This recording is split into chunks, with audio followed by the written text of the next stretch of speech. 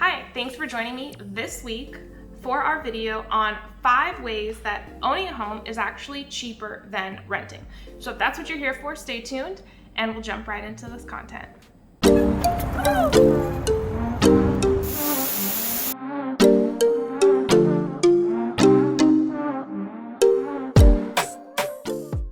So today we are talking about the 5 ways owning a home is cheaper than renting. In the past, there's been this pervasive notion that owning is always better than renting. And in the past, I would say 5 to 10 years, there's been a lot of celebrities and financial advisors who have come out and said that that's not always the case, especially if you're in a high cost of living market. So more recent content around this topic is about how sometimes renting can be cheaper than buying. And while that can be true based on your individual circumstance, today we're going to talk about ways that owning is cheaper than renting. So the first way number 1, is being a home biz homeowner. What do I mean by that? A home biz homeowner is someone who owns a home-based business. For instance, my husband and I have an e-commerce business that we run out of our home.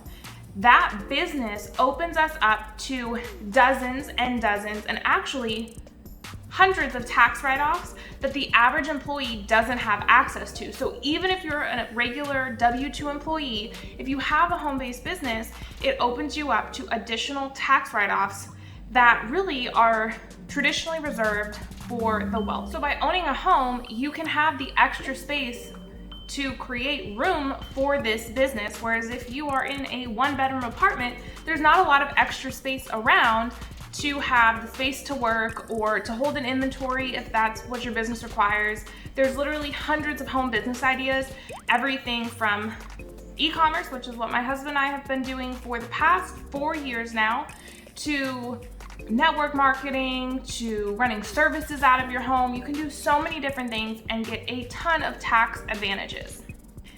And by doing this, you don't need a warehouse or an office outside of the home, and now you can write off things like part of your mortgage. You can write off part of your utilities. We're talking gas, water, electric, internet, your phone bill, purchases that you would already spend money on, but because you have a business, they can now be deducted as business expenses. Okay, so that's number 1, being a home biz homeowner. Number 2, you can use a spare bedroom for Airbnb and generate additional income. This can make your mortgage payment significantly cheaper and more affordable if, instead of having a roommate, although that's an option you could do, just rent out the room on a monthly basis, but maybe you don't always want someone in your home, but having the ability to rent out a spare room on Airbnb can reduce your expenses. And a lot of apartments or your landlord might have rules against you being able to do that, but if you're the homeowner, you're in charge and you can make that decision for yourself. So number 2 is have an Airbnb within the home. Number 3, and this is very relevant to the post-2020 life and COVID life, which is so many people are now working remotely and are never going to go back to working in an office. Insane. You know, as a little side note, about 5 years ago when I was working a job, I asked my employer if I could work remote and they were absolutely against it. And I was already planning on moving out of the city anyway, but I actually ended up having to give up that job because they wouldn't let their employees work remote. Well, obviously that's not the case anymore. And more employers are starting to see, hey, we don't really need this office space. We don't need this big building when our employees are actually being just as, if not more productive than they were in the office.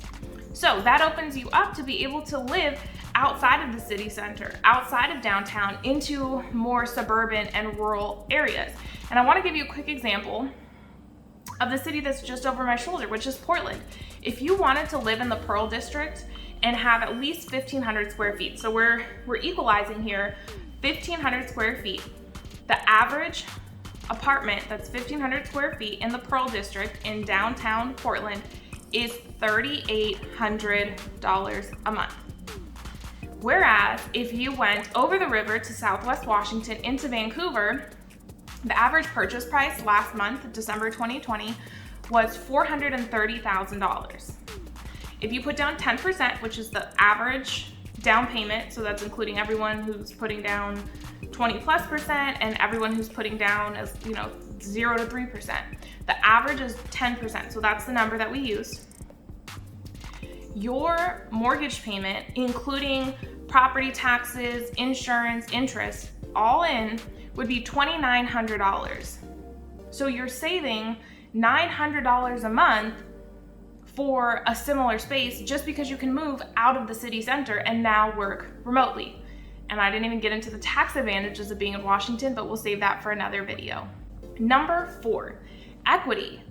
The beautiful thing about owning your own home is the ability to build equity. And everyone knows this, but I want to give a really realistic, real life example of someone that I personally know.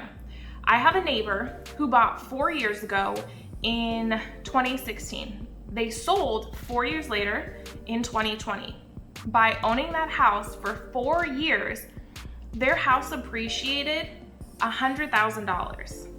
That's $25,000 a year that they picked up and when they sold their home. And that's actually realized equity because they did sell.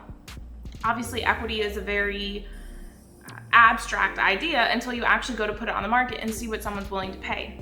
So they made $100,000 just in equity over 4 years.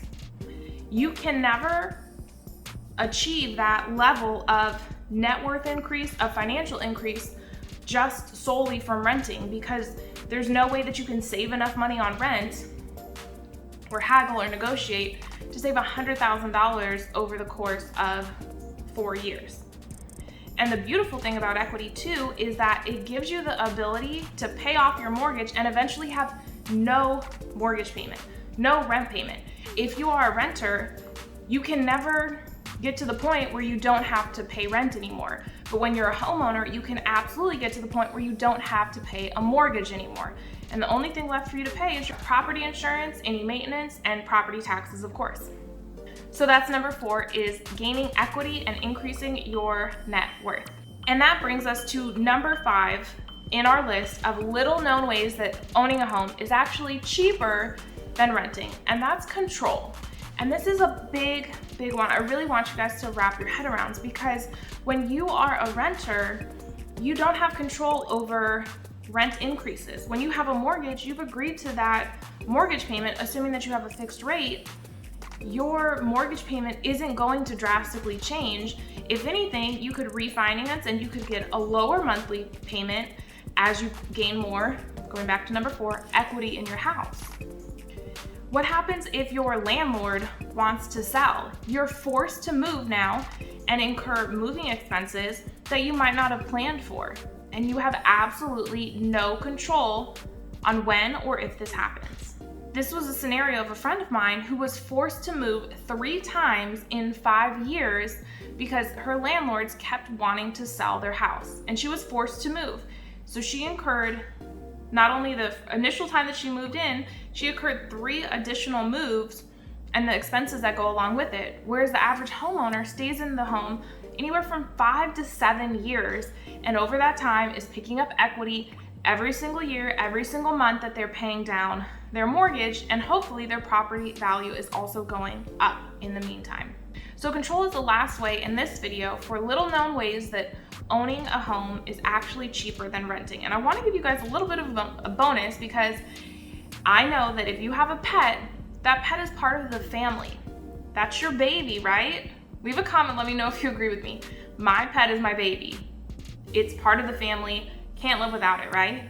Well, if you're renting, you have to pay pet deposits, and most places charge a monthly pet rent. And there's limits on how much your dog can weigh, there's breed restrictions, there's all sorts of things. When you own a home, you're not going to charge yourself pet rent, so that expense completely goes away as well. So that's a little bonus tip for the 5 ways that owning a home is actually cheaper than renting.